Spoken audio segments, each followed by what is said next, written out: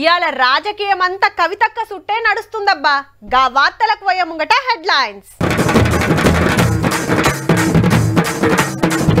పార్టీకి పదవికి కవిత రాజీనామా. ఈ ఇద్దరిని మళ్ళా అన్నది షానా.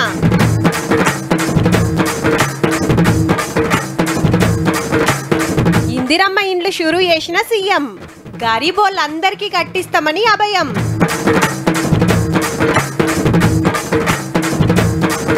సిబిఐకి పోవచ్చట ఫోన్ ట్యాపింగ్ కేసు.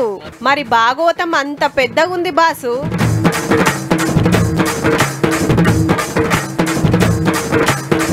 కవితక్క మీద తలో మాట.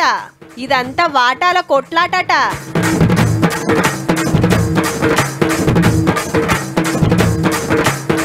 ఇక ఒక్కనాడే బడా గణేష్ దర్శనం. శనారం నాడు జోరుగా నిమజ్జనం. హౌ మా బీఆర్ఎస్ ఏలువడిలా బరాబర్ అవినీతి జరిగింది. కాళేశ్వరంలో కుమ్ముడు గుమ్మిండ్రు. ఏడందుతా ఆడ గుంజుడు గుంజిండ్రు. కోట్ల రూపాయలు కమాయించిండ్రు. కాకుంటే పైసలు తిన్నది మా బాపు కాదు, మా అన్న కాదు. వాళ్ళకేం తెలియదు. శానా మంచోళ్ళు. అవినీతి చేసిందంతా మా బావ హరీష్ రావు, మా చిన్నమ్మ కొడుకు సంతోష్ రావు అంటుందుల్లా కవితక్క. నిన్న బీఆర్ఎస్లకెళ్ళి సస్పెండ్ చేసిండ్రు కదా. ఇక ఇలా ఇలేకర్ల మీటింగ్ పెట్టి పార్టీతోటి పేగుబంధం తెంచుకొని ఎన్నో బాగోతాలు బయట పెట్టింది. కానీ గన్ని జరిగితే ఇన్నెండ్లు ఎందుకు సప్పుడుగా అంటుందో. నన్ను అడగకుండానే ఉరిదీశారు. చాలా బాధాకరంగా ఉంది. పార్టీ నుంచి వచ్చిన ఎమ్మెల్సీకి బీఆర్ఎస్ పార్టీ ప్రాథమిక సభ్యత్వానికి కూడా గౌరవ పెద్దలు కేసీఆర్ గారికి రాజీనామాను పంపుతా ఉన్నాను. నేను ఏ పార్టీలో కూడా చేరను. అందరితోని మాట్లాడిన తర్వాత నిర్ణయం తీసుకుంటా. పెద్దసారు టీడీపీ నుంచి బయటకు వస్తుంటే మామయ్య మనకెందుకు, డిప్యూటీ సీఎం మనం ఎందుకు రాజీనామా చేయాలి, ఈ ఉద్యమం ఏమవుతుందో, ఈ పార్టీ ఏమవుతుందో మనకు రిస్క్ ఎందుకని ఆనాడు ఈ పేపర్లు వచ్చింది. 1,50,00,000 రూపాయలు తీసుకొని వ్యాపారం చేసుకుందామని హరీష్ రావు గారు ఎక్కడికో పోయిందని కూడా వచ్చింది. ఆనాడు టీఆర్ఎస్ పార్టీ పెట్టినాక 9-10 నెలల తర్వాత వచ్చిన హరీష్ రావు గారు డే 1 నుంచి లేరు. నమ్మకం లేకుండా ఆయన పార్టీ నిలబడుతుందో ఉంటుందో పోతుందో అని చక్కగా పోయి వైఎస్ రాజశేఖర రెడ్డిని కలవలే. నేను పెద్ద ట్రబుల్ షూటర్ అంటారు. ట్రబుల్ షూటర్ కాదు, ఈజ్ అ బబుల్ షూటర్.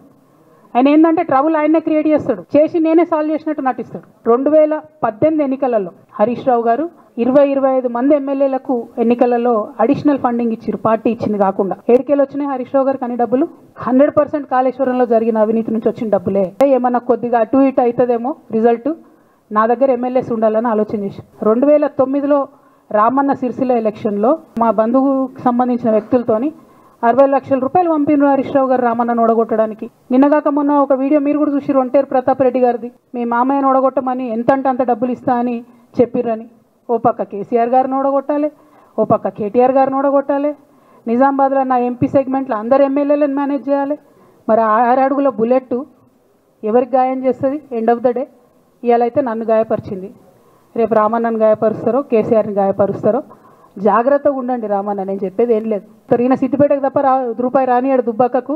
ఈయన వచ్చి ప్రచారం చేసిండు కాబట్టి మేము ఓటేయలేని ఓపెన్గా చెప్పి రానాడు ఎన్నికలలో. అట్లనే ఈటెల రాజేందర్ గారు ఉప ఎన్నిక దగ్గరుండి హరీష్ అన్న గెలిపిలేదా అండి ఈటెల రాజేందర్ని? ఈయన చేస్తున్న నక్కజిత్తుల్ని దయచేసి గమనించండి. పెద్ద సార్కు నీడలాగా సంతోష్ రావు గారు ఉంటారు. కూరలా ఉప్పు ఎట్లుంటుందో ఈయన అట్లా అన్నట్టు. ప్రతి దాంట్లో చెడగొట్టడానికి కొంచెం ఉండాలి కదా, అట్లాంటి వాడు. రామన్న కాన్స్టిట్యున్సీ, కేటీఆర్ అన్న కాన్స్టిట్యున్సీ నేరెళ్లలో ఇసుకలారి గుద్ది ఒక దళిత బిడ్డ చనిపోతాడు. సీఎంఓలకి వెళ్ళి ఫోన్ చేసి అక్కడ ఉన్న పోలీసు వాళ్ళందరినీ ఒత్తిడి పెట్టి 7 దళిత బిడ్డల్ని కొట్టినరండి. 3-4 సార్లు 3rd డిగ్రీ వేస్తే ఇలా 7 కుటుంబాలు కూడా వాళ్ళు ఎందుకు కూడా ఏ పని చేసుకోలేనటువంటి పరిస్థితులలో ఆ దళిత బిడ్డలు ఉన్నారు. పెద్దసారి హరితహారం అని పెడితే ఈయన దానికి నకిలీ ప్రోగ్రామ్ గ్రీన్ ఇండియా ఛాలెంజ్ అని పెడతాడు. దానికి ప్రభాస్ గారిని, చిరంజీవి గారిని, అనేక మంది సినిమా స్టార్లను మోసం చేసి వాళ్ళని తీసుకుపోయి వాళ్ళతో ఫోటోలకు పోజులు ఇప్పించి ఫారెస్ట్లను కొట్టేయాలని ప్లాన్ అయినది. నాకు పల్లరాజేశ్వర రెడ్డి గారు చెప్పిన సమాచారం ప్రకారం మోకిల్లాలో mega Srinivas Reddy, mega company ఉంది కదా, ఈ కాళేశ్వరంలో అవినీతి చేసిన mega company plus Pochampalli Srinivas Reddy గారు కలిసి 750 కోట్ల విల్లా ప్రాజెక్ట్ చేస్తున్నారు మోకిల్లాలో. ఏడికేళ్ళు వచ్చినాయి అవి? అవినీతి డబ్బులు కాదా? బంగారు తెలంగాణ అంటే ఏంది? హరీష్ రావు ఇంట్లో బంగారం ఉంటే, సంతోష్ రావు ఇంట్లో బంగారం ఉంటే బంగారు తెలంగాణ అవుతుందా? నేను కర్మ సిద్ధాంతాన్ని నమ్ముతా. ఖచ్చితంగా ఇంతకు ఇంత దేవుడు వాళ్ళకు అనుభవింపజేస్తాడు. కేసీఆర్ గారు, కేటీఆర్ గారు, నేను, మా కుటుంబం, మాది రక్త సంబంధం. పదవులు పోతేనో, పార్టీలకు వెళ్ళి సస్పెండ్ చేస్తేనో పోయేటటువంటి బంధం కాదు. నా మీద కుట్రలు జరుగుతున్నాయని నేనంటే మీరు వర్కింగ్ ప్రెసిడెంట్గా ఉన్నారన్న ఫోన్ చేయరా అన్న, నాకు ఏమైంది బేటా ఎందుకు బాధపడుతున్నావు అని ఫోన్ చేయరా? 103 రోజులు అయిపోయిందన్న ఇయ్యాలటికి. అన్న రేపు రాఖీ ఉంది నేను వచ్చి కడతాను, మీడియా లేకుండా వచ్చి కడతాననే మెసేజ్ పంపిన. వాళ్ళకి కావాల్సింది ఏంది? మేము ముగ్గురం కలిసి ఉండొద్దు, మా కుటుంబం బాగుండొద్దు, మా కుటుంబం విచ్ఛిన్నమైతేనే వాళ్ళకి అధికారం వస్తుంది. దాంట్లో భాగంగా ఇవాళ మొదటి స్టెప్ నన్ను బయటేసిరు పార్టీలకు వెళ్ళి. కానీ రేపటి నాడు ఇదే ప్రమాదం రామన్నకు కూడా పొంచుంది, రేపటి నాడు ఇదే ప్రమాదం మీకు కూడా పొంచుంది. అల్టిమేట్గా బీఆర్ఎస్ పార్టీని హస్తగతం చేసుకోవడానికి జరుగుతున్నటువంటి కుట్రలో భాగంగానే ఇవాళ నన్ను ఎలిమినేట్ చేయడం జరిగింది. నిజామాబాద్లో నా ఓటమిలో కుట్రలు చేసిండ్రు. ఆనాడే మనం రివ్యూ చేసుకుంటే బాగుండలేదు.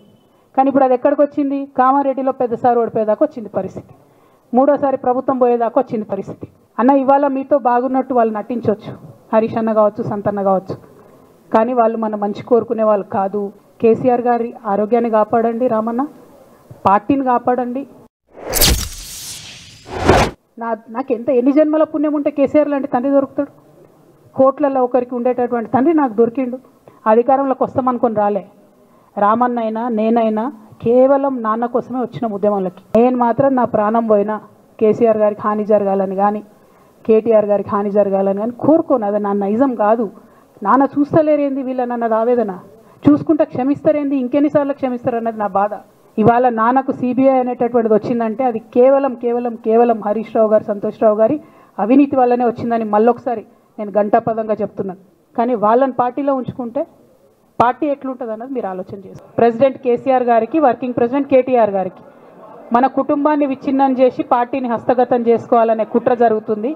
దాన్ని తిప్పికొట్టండి. అవినీతి తిమంగళాలని బీఆర్ఎస్ పార్టీలకు వెళ్ళి తీసి బయట పడేయండి. వీళ్ళు మేకవనే పులులు నాన్న, వీళ్ళు మీ ముంగట నటిస్తారు అంతే, బయట వాళ్ళ నిజస్వరూపం వేరేలాగా ఉంటుంది. జై కేసీఆర్. ఎక్కడిది? ఇద్దరు కలిసినా ముగ్గురు కలిసినా కవితమ్మ ముచ్చట్లే. పార్టీకి రాజీనామా పెట్టిందట కదా, అన్నకు బాపుగిన పార్టీల పరిస్థితి మంచిగా లేదట కదా, అంతగా ఇద్దరే నడిపిస్తురట కదా అని మాట్లాడుకుంటాన్రు. హౌ మరి 20 ఏండ్లు కవితక్క తరికే అలాగుండే, ఏడిపోయినా కదరే ఏరు. బతుకమ్మ అని విలిచేటోళ్ళు పార్టీల పంచాయతీ ఉట్టి పాష్ పోయే కాడికి వచ్చే కథ. ఇంతకు అన్ని పార్టీల లీడర్ల మాట ఏందో ఇందం పాన్రి. పార్టీకి రాజీనామా చేసి హరీష్ రావు, సంతోష్ రావు నడుచుకున్న కవితక్క గురించి బీఆర్ఎస్ లీడర్లు ఏమంటారంటే, బీఆర్ఎస్ పార్టీకి ఒక సంపద హరీష్, ట్రబుల్ షూటర్, ఇంత నీచంగా మాట్లాడాల్సిన అవసరం లేదు ఎవరికి కూడా. కేసీఆర్ పైన జరుగుతున్న కుట్ర, దాని వెనకాల తప్పకుండా చంద్రబాబు, మోడీ ఇద్దరు కూడా ఉన్నారు. కేసీఆర్ మళ్ళీ లేవడం అంటూ జరిగితే తెలంగాణతోనే ఆగడు, తప్పకుండా ఢిల్లీ దానికి వస్తాడు అన్న భయం మోడీలో ఉంది. వాళ్ళ కుటుంబాలు వాళ్ళు కత్తులతో పొడుచుకొని హరీష్ రావు, సంతోష్ రావు వెనకాల రేవంత్ రెడ్డి ఉన్నాడు అని ఒకరంటే, లేదు కల్వకుంట్ల కవిత గారు వెనకాల రేవంత్ రెడ్డి ఉన్నాడని. అంత చెత్తగాళ్ళ వెనకాల నేనెందుకు ఉంటానయా? నేను నాయకుడిని ఉంటే ముందుంటా. మీరంత దిక్కుమాలని తెలంగాణ ప్రజలు బండకేసి కొడితే మీ వెనకాల ఎవడన్నా బుద్ధునోడు ఉంటాడా? అన్నం తినవాడు ఎవడన్నా మీతోని ఉంటాడా? మీరు కాలం చెల్లిన 1000 రూపాయల నోటు లాంటోళ్ళు కాలగర్భంలో కలిసిపోతుంది ఆ పార్టీ. విపరీతమైన అవినీతి సొమ్ము వచ్చిన తర్వాత సొమ్ముల పంపకాలలో కుటుంబ పంచాయతీలు ఇవాళ కుటుంబంలోనే ఒకరు సహించుకోలేని పరిస్థితి. 10 ఏళ్లలో గంత అవినీతి జరిగితే కవితకి ఎందుకు కళ్ళు మూసుకుందో? గా భాగవతాలు బాపుకు అన్నకు తెలియకుండా వచ్చునా? ఇవాళ మేడం అన్నదే అప్పట్లో కడమ పార్టీలు అంటే ఉల్టా వాళ్ళనే తిడుతుండే. దోచుకొని పంచుకున్నంత పంచుకొని ఇవాళ మాట్లాడితే ఎవరు నమ్ముతారు? 10 ఏళ్లుగా యథేచ్ఛగా ఈ రాష్ట్రంలో దోపిడీ జరిగింది అనేది ఇలా ప్రూఫ్ అయింది కవిత గారు చెప్పడం వల్ల. ఇందులో కొత్తదనం ఏముంది చెప్పు? కొత్తగా మీరు చెప్పింది ఒకటిగా మోకిలా ప్రాజెక్టు తప్పితే మీరు కొత్తగా మాట్లాడింది ఏం కనబడతలేదు మాకు. ఒకటే రోజు కాబట్టి కొంచెమే మాట్లాడింది అని అనుకుంటా ఉన్నాను నేను. మళ్ళీ ఎపిసోడ్లో ఇంకా బాగా మాట్లాడాలని కోరుకుందాం. టీఆర్ఎస్ పార్టీ పెద్దలు చేసిన అవినీతిని ఎంత కవిత బయట పెడితే బాగుంటుందని నేను మనస్ఫూర్తిగా కోరుకుంటాను. ఎవరి మాట ఎట్లున్నా రాజకీయం రేపు ఎట్లుంటుందో చూడాలి మరి.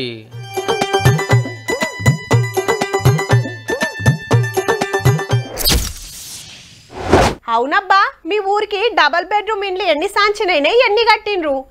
ఏంది ఒక్కటిగిన రాలేదా 10 ఏండ్లల్లా? కానీ ఇప్పుడు ఇందిరమ్మ ఇండ్లు 12,000 పల్లెల్లా రప్ప కడతాండ్రుల్లా. గవర్నమెంట్ 5 లక్షలు ఇస్తే చేతికెళ్ళి ఇన్ని పెట్టుకొని బందవస్తు ఇల్లు కట్టుకుంటాండ్రు. కట్టుకునుడే కాదు, ఇండ్లకి సుతా పోతాండ్రు. అదిగినా ఈ సర్కార్ వచ్చిన 20 నెలలకే.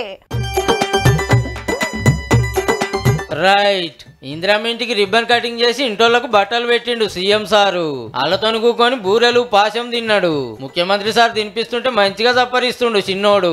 ఇంతకిది ఏడంటే కొత్తగూడెం జిల్లా బెండలపాళ్ళ 312 ఇందిరమ్మిండ్లు సాంచినైతే 57 కట్టిండ్రు కూడా. ఇందిరమ్మిండ్ల పైలాన్కు పరద గుంచి ముచ్చట పెట్టిండు ఊరోళ్లతోటి. నిరుడు ఇళ్ల పథకం చాలు చేసినాడు ఈ ఊరినే పైలట్ ప్రాజెక్ట్ కింద తీసుకున్నారు. మరి అందుకే ఓపెనింగ్ కి ఇడికెళ్లే అన్నట్టు.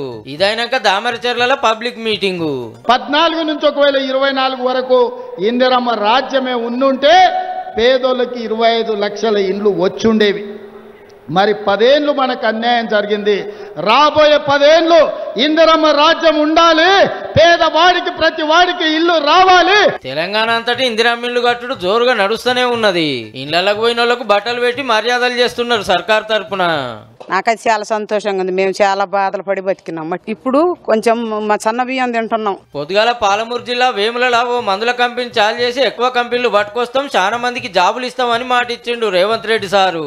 ఏ వచ్చినా మొదటి ముద్ద పాలమూరు జిల్లాకే పెడతాను, ఇదే నా బాధ్యత. రైట్. మా రాష్ట్రంలో కాళేశ్వరం ప్రాజెక్టు కేసు సంగతి చూడాలి. మీరొచ్చి ఎంక్వైరీ చేయాలని మనోళ్ళు ఉత్తరం రాస్తే అది ముట్టినట్టు మతిలో పంపిండ్రు సిబిఐ ఆఫీసర్లు. ఇక జెప్పునే హైదరాబాద్ కొచ్చుడు, కేసు కట్టుడు, ఎంక్వైరీ చేసుడు నడుస్తుందట. అది అట్లుండగానే కొత్తగా ఇంకోటి అచ్చేటట్టు ఉందబ్బా. కాళేశ్వరం కేసే కాదుల్లో ఇంకొకటి సిబిఐకి పోయే కోపే కొడుతుంది. అట్టగాని ట్యాపింగ్ చిన్న నేరం కాదు, ట్యాపింగ్ కూడా పెద్ద నేరమే. అవసరం అనుకున్నప్పుడు దాన్ని కూడా సిబిఐకి ఇచ్చే అవకాశం పరిశీలిస్తారు. గదన్నట్టు ఎలక్షన్ల ముంగట ప్రతిపక్ష లీడర్లు, ప్రజా సంఘాలు జడ్జిల ఫోన్లు సీక్రెట్ కిన్నారని విచారణ నడుస్తుంది కదా. దీనికి సిబిఐకి ఇచ్చే ఆలోచన చేస్తుందట గవర్నమెంట్. ఇది కూడా చాలా పెద్ద కేసు. మరి దేశంలో ఇట్లా ఎవ్వరు చేయలేదట. నక్సలైట్లతో లింక్ ఉందని అన్నలకు ఆసరైతురు. వాళ్ళ సీక్రెట్లు ఇవ్వాలని పర్మిషన్ సంపాదించి ప్రతిపక్ష లీడర్ల పనివట్టే కార్యం జోరుగా నడిచింది. 15 రోజులనే 618 మంది ఫోన్లు రికార్డు చేసిరంటే ప్రభాకర్ రావు గారి టీం పంతనం చూడండిగా. మీ ఫోన్లు ట్యాప్ చేసిరని మతలబ్ పంపితే ఒక్కొక్కరు వచ్చి వివరాలు చెప్పిపోతున్నారు. ఇంకా బొచ్చడి మంది ఉన్నారట. ఏం తక్కువ 4000 ఫోన్ నెంబర్లు వెళ్ళినాయట. గులాబీ పార్టీని మళ్ళా గెలిపిస్తానికి ఇంత కష్టపడ్డా ఉత్తదయ్యే వరకు రిజల్ట్ వచ్చినాడు రికార్డులు గాలబెట్టిరు. ఆర్డీ స్కూల్ ముక్కలు చేసి మూసీలో వేసిరట. సర్కార్ మారంగానే సిటీ ఎంక్వైరీ చేపిస్తే ఒక్కొక్కల భాగవతం బయటకు వచ్చి కొందరు పోలీసులు అరెస్ట్ అయ్యిండ్రు. అప్పటి సీక్రెట్ పోలీసుల పెప్ప ప్రభాకర్ రావు గారు అమెరికా పోయి రానంటే రానని జిద్దు చేస్తే సుప్రీంకోర్టు ఆర్డర్ తోటి రప్పించారు కానీ ఏం అడిగినా సక్క చెప్తలేడట. అగో అందుకే ఈ కేసును కూడా సిబిఐకి ఇస్తే మొత్తం గక్కిస్తారు. ఇలా వెనకాల ఉన్నది ఎవరో బయటకు వస్తుందని ప్రచారం అవుతుంది. అటు కాళేశ్వరం, ఇటు ఫోన్ ట్యాపింగ్ ఒకటే పారి 2 కేసులు సిబిఐకి పోతే కథ ఎట్లుంటుందో చూడాలి మరి.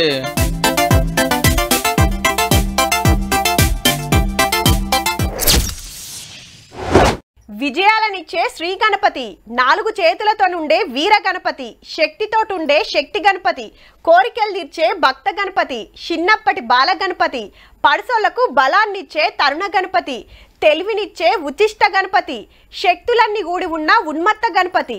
ఓ ఇట్లా 32 రూపాయల దర్శనమిస్తాడు ఈ నాయకుడు. కానీ ఇప్పుడు మండపాల్లో అంతకు మించిన రూపాల్లో కానొస్తున్నాడబ్బా.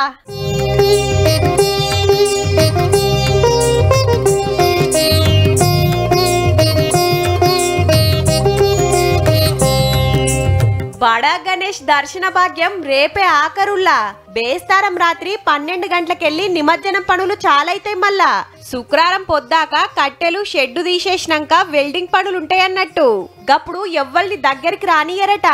శనారమే నిమజ్జనమాయే కాబట్టి పొయ్యేటోళ్ళుంటే జప్పున ఓర్రి. మరి ఖైరతాబాద్ గణేశుణ్ణి ఇప్పటిదాకా 30 లక్షల మంది దర్శించుకొని 18,70,000 చదివిచ్చిరట. రేపు నైట్ వరకు భక్తులకు దర్శనమిస్తారు. ఎల్లుండి 6వ తేదీ ఉదయం 6 గంటలకు ఈ వినాయకుడు ఊరేగింపు మొదలవుతుంది. ఉదయం 6 గంటలకు బయలుదేరిన ఈ ఊరేగింపు మధ్యాహ్నం 11-11:30 వరకు రీచ్ అయిపోతుంది. ఇటు చూడు ఎంత ముద్దుగున్నాడో.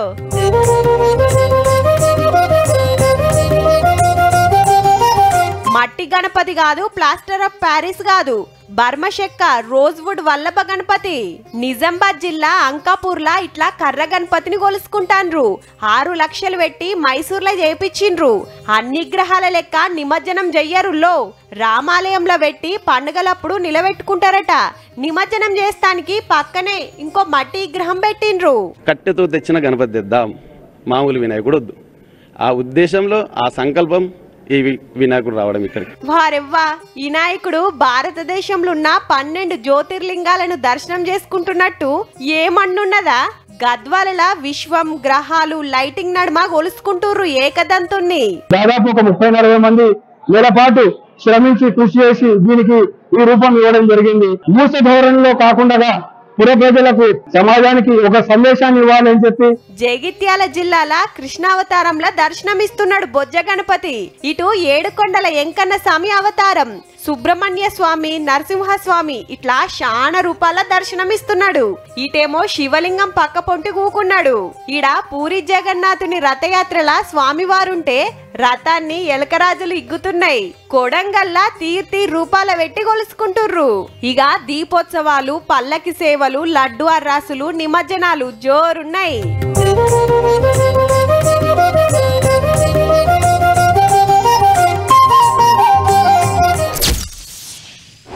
నీ అవ్వ ఎన్ని రోజులు తిరగాలిరా?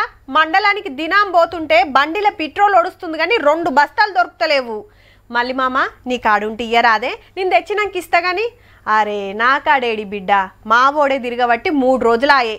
అన్న ఎమ్మెల్యే పైరోవేమన్నా నడుస్తుందో చూడకపోయినవే, మా ఊళ్ళంతా తిప్పల పడతాన్రు అని ఊర్ల పొంట అందరి తిప్పల యూరియా కోసమే. రంగారెడ్డి జిల్లా యాచారంలో సాగుతున్న యూరియా జాతర ఇది. తక్కువ మంది లేరు పో. రోజుల కమానం లైన్లు కట్టినా దొరుకుతలేదని లోడ్ రాగానే గీ తీరలేకబడ్డారు. అటు మహిబాద్ జిల్లాలో సంటి పిల్లలను పట్టుకొని లైన్లో నిల్చున్నారు, సద్దులు తెచ్చుకొని సెంటర్ కాడనే తింటున్నారు. అగో పోలీసు వాళ్ళు ఏడికి తీసుకపోతే ఆడికి లైన్ కట్టి ఎట్లా పోతున్నారో తెల్లారగట్లొచ్చి లైన్లో నిలబడ్డా దొరుకుతలేదు. కొత్తగూడ మండలం పొగుళ్లపల్లి ఇట్లుంటే బయ్యారంలో ధర్నా చేసిర్రు రైతులు. మొన్న వచ్చినాం 10 రోజులు ఉండిపోయినాం, మళ్ళా వచ్చినాం, మళ్ళా 10 రోజులు అయ్యింది. మా షేర్లు పోయినాయి, షర్ట్లు పోయినాయి. ఆడాయిడా ఏం లేదు, అంతటి ఇట్లనే ఉన్నది. కరీంనగర్ జిల్లాలో రైతులంతా రౌండ్ అప్ చేస్తే చూడు సముదాయిస్తానికి సార్ ఎట్లా దండలాడుతుండో. బస్తాలు తెప్పించి ఏర్పాటు చేస్తున్నారు. పొద్దున్న నుంచి అదే మాట్లాడుతున్నాం. మేడం వచ్చినాక ఫైనల్ చేసేసి టోకెన్ సిస్టమ్ ఇట్లా ఊరికి ఒక 200 ఎట్లా అనేది నేను చెప్తాను. అగో సెంటర్ వాళ్ళు పంపుతుర్రు, యూరియా వస్తాంది అన్నారు. ఏది మరి అంటారేమో. గదే ముచ్చట సెంటర్ వాళ్ళని అడిగి కావాల్సినంత పంపిమని కోరటానికి ఢిల్లీకి పోయిండు వ్యవసాయ మంత్రి తుమ్మల సారు. సెప్టెంబర్ లో రావాల్సిన 1,60,000 కూడా ఇంతవరకు మాకు సప్లై చేయలేకపోయారు. ఇతర దేశాల నుంచి వచ్చేదాన్ని మాకు అలాట్ చేయడం జరిగింది. ఈ నెలలనే పంటలకు యూరియా వేయాలి, మీరు ఏ తిప్పల పడతారో మాకు తెలియదు, మాకైతే పంపురని కోరిండట సారు. చూడాలి మరి ఇక సెంటర్ వాళ్ళు ఏం చేస్తారో, రైతుల తిప్పలు ఎన్నడు తీరుతాయో.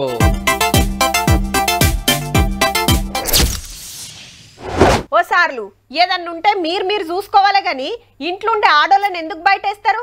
మీ రాజకీయాలు, మీ ఎలక్షన్లు మీరు చూసుకోర్రి, అంతేగాని సంబంధం లేని అందరికి అంటియ కురిజరా ఏ పార్టోళ్ళైనా సరే.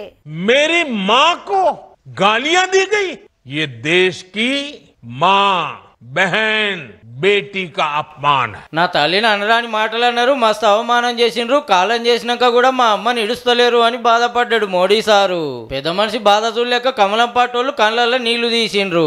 అసలు ముచ్చటేందంటే బీహార్ లో గల్లీ లీడర్ మోడీ సారుల తల్లిని తిడితే కేసు పెట్టి లోపడేసిండ్రు బాజాప్తా. లేలే రాహుల్ గాంధీ, తేజస్వి యాదవ్ కలిసే తిట్టించిండ్రని బీజేపీ పాటోళ్ళు ప్రచారం చాలు చేసిండ్రు.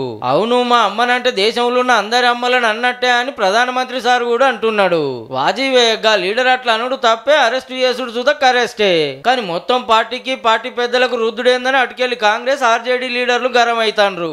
वो सलमान खान की पिक्चर देखिए तेरे नाम, उसमें सलमान खान शुरू से अंत तक रोते ही रहते हैं. मैं तो कहती हूँ मोदी जी के लिए भी पिक्चर बना देते हैं, उसका नाम रखेंगे मेरे नाम. ఆగనట ఓ సినిమాలో సల్మాన్ ఖాన్ ఎప్పుడు అమ్మ పేరు చెప్పి ఏడుస్తాడు, మీరు కూడా ఓ సినిమా తీయురు అని ఎడ్డి ఇచ్చింది ఎంపీ ప్రియాంక గాంధీ మేడం. గా మనిషి ఏమన్నాడో ఏం పాడో గాని 3 పార్టీల నడుమ ముదిరిన పంచాయతీ గిట్లున్నదబ్బా.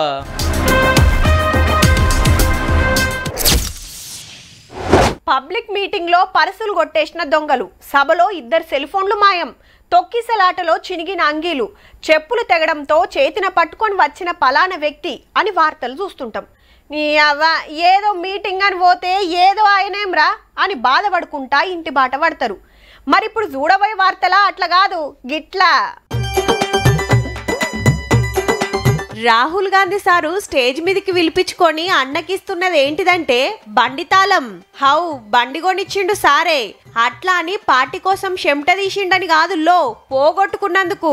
బీహార్లా ఓటర్ అధికార యాత్ర నడిచింది కదా, తొవ్వ పక్కకు దాబా నడుపుకుంటున్న అన్నతానికి రాహుల్ సార్ సెక్యూరిటీలు వచ్చి నీ బండి కావాలి మళ్ళా ర్యాలీ అయిపోయినాక ఇస్తామన్నారట. గంత పెద్దోళ్ళు వచ్చి అడిగినాక ఇయ్యకుంటే ఎట్లుంటదని అప్పచెప్తే బండి అటే పోయింది. ఊకుంటాడా రాహుల్ సార్ ర్యాలేమో గాని నా బండి పోయిందని సోషల్ మీడియాలో గోస చెప్పుకుంటే ఆయనతా సార్ కంట్ల పడ్డది. ఇక ఈ మీటింగ్ కి పిలుచుకొని కొత్త పల్సర్ బైక్ కొనిచ్చిండు. ఏ లీడర్ అయినా మీటింగ్ చూసుకున్నామా 4 ముక్కలు మాట్లాడినామా వెళ్ళిపోయినామా అన్నట్టే ఉంటారు. అసొంటిది ముచ్చట తెలుసుకొని బైక్ కొనిచ్చిండంటే గిరేట్ కదా. మరి పాత బండి ఎవరు మాయం చేసిండ్రో కానీ కొత్తది వచ్చినందుకు అన్నైతే మస్తు మురుస్తాండు పో. చూసిండ్రు కదా, ఇక ఇవ్వుల్లా ఇయాల్టి తీన్మార్ ముచ్చట్లు ఉంటామల్లా. నమస్తే.